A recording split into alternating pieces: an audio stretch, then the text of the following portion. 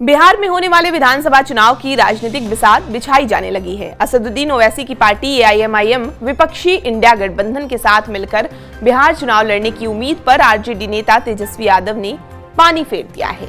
AIMIM ने बिहार में India गठबंधन के साथ मिलकर चुनाव लड़ने की इच्छा जाहिर की थी, जिसके लिए प्रदेश अध्यक्ष अख्तर उल इमान ने आरजेडी प्रमुख लालू यादव को एक पत्र लिखा है।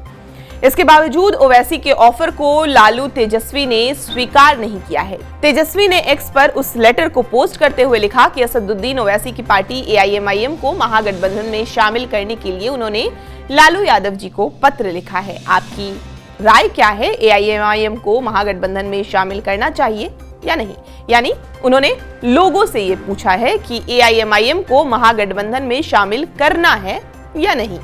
एआईएमआईएम के बिहार प्रदेश अध्यक्ष और विधायक अख्तर उल इमान ने लालू यादव को एक पत्र लिखकर कहा कि सेक्युलर वोटों को बांटने से रोकना है तो एआईएमआईएम को महागठबंधन में शामिल करना जरूरी है। उन्होंने कहा कि वोटों के बंटवारे से सांप्रदायिक ताकतों को फायदा होता है, इससे 2025 के चुनाव में रोकना होगा।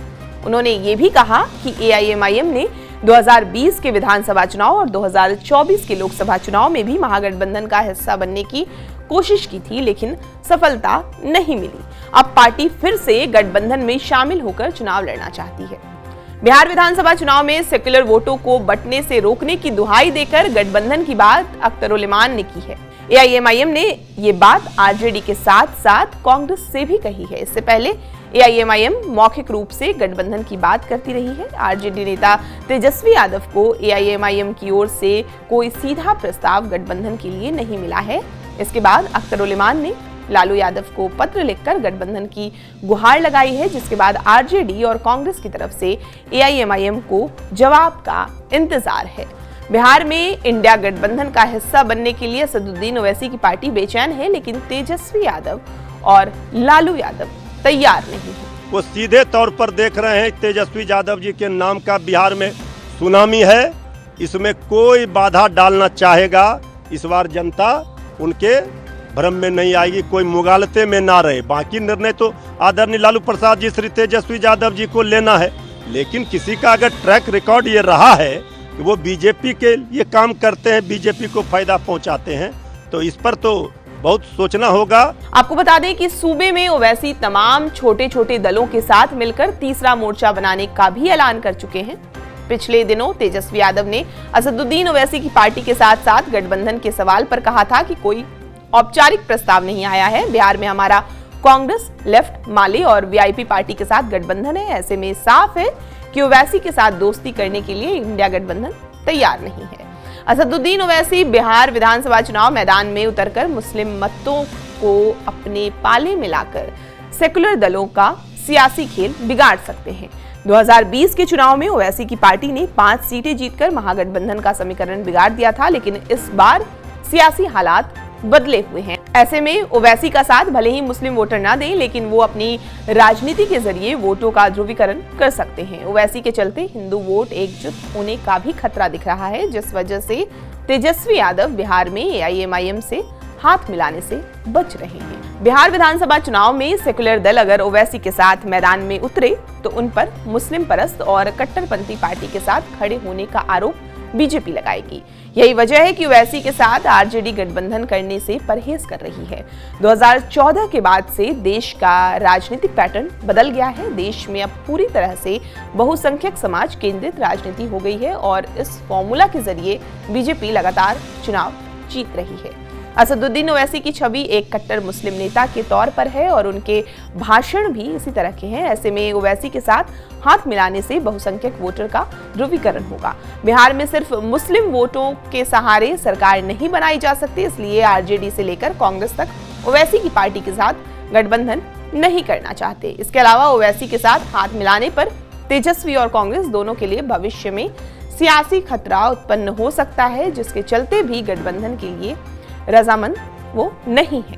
बिहार के विधानसभा चुनाव में मुकाबला बीजेपी की लीडरशिप वाली एनडीए और कांग्रेस की लीडरशिप वाली इंडिया गठबंधन के बीच है। एनडीए के सीएम पद के चेहरे नीतीश कुमार हैं, तो इंडिया गठबंधन का फेस तेजस्वी यादव हैं। नीतीश बनाम तेजस्वी के बीच सिमटे बिहार चुनाव में ओवैसी की पार्टी की राह काफी मुश्किल भरी होती जा रही है। आरजेडी और कांग्रेस का कोर वोट बैंक मुसलमान है और ओवैसी की नजर भी मुस्लिम पर ही टिकी हुई है। आरजेडी की पूरी कोशिश मुस्लिम वोटों को एक मुश्त अपने साथ बांधकर रखने की है, जिसके लिए तेजस्वी यादव वक्फ कानून का विरोध करने को लेकर पासमानदा मुसलमानों तक को साधने में जुटे हैं। वहीं बिहार में मुस्लिम समाज के लोगों ने 2020 चुनाव में ओवैसी की पार्टी को वोट देकर देख लिया कि एआईएमआईएम 2-4 सीटें तो जीत सकती है लेकिन सरकार नहीं बना सकती। बिहार में बीजेपी को सत्ता में आने से रोकने की ताकत ओवैसी नहीं रखते हैं। वक्फ संशोधन कानून से लेकर मुस्लिमों के खिलाफ होने वाले हमले के विरोध में ओवैसी से कहीं ज्यादा कांग्रेस और आरजेडी खड़ी नजर आई है। बिहार में मुस्लिमों के बीच कांग्रेस और आरजेडी के प्रति सॉफ्ट कॉर्नर है, जिसके चलते एआईएमआईएम गठबंधन के लिए बेचैन है। तेजस्वी की अगुवाई वाले इंडिया गठबंधन का हिस्सा आरजेडी, कांग्रेस, वामपंथी दल और मुकेश सहनी की पार्टी है। विपक्षी गठबंधन होने के चलते मुसलमानों के वोट में बिखराव का कोई खतरा नहीं दिख रहा। तेजस्वी यादव एक बार फिर मुस्लिम यादव की तासीर से सत्ता समीकरण पाना चाहते हैं, ठीक जिस समीकरण के साथ लालू यादव ने बेधड़क 15 सालों तक राज किया, लेकिन बाद के दिनों में इस समीकरण में बिखराव आया तो नेता प्रतिपक्ष तेजस्वी यादव ने A to Z पर भरोसा किया। इसके बाद भी मुस्लिम वोटों पर अपनी पकड़ कमजोर नहीं होने देना चाहते हैं, जिसके लिए खुलकर मुस्लिमों से जुड़े मुद्दे पर वो बोल रहे हैं। वहीं असदुद्दीन ओवैसी का बिहार में कोई जमीनी आधार नहीं है, बल्कि उनकी पकड़ सीमांचल के इलाके भी की कुछ सीट पर हो रही है। मुसलमानों के मुद्दे पर न तो वो कभी सड़क पर उतरे हैं, ना ही उनकी पार्टी नजर आई। ओवैसी अपने सिर्फ बयानों से सनसनी पैदा कर सियासी लाभ उठाना चाहते हैं। हैदराबाद से बाहर ओवैसी ने जहां भी सियासी जगह बनाई, वहां खुद की राजनीति के दम पर नहीं, बल्कि किसी न किसी दल के सहारे जीत हासिल की है। महाराष्ट्र में प्रकाश अंबेडकर के साथ गठबंधन कर जीत दर्ज की और बिहार में उपेंद्र कुशवाहा और मायावती के सहारे।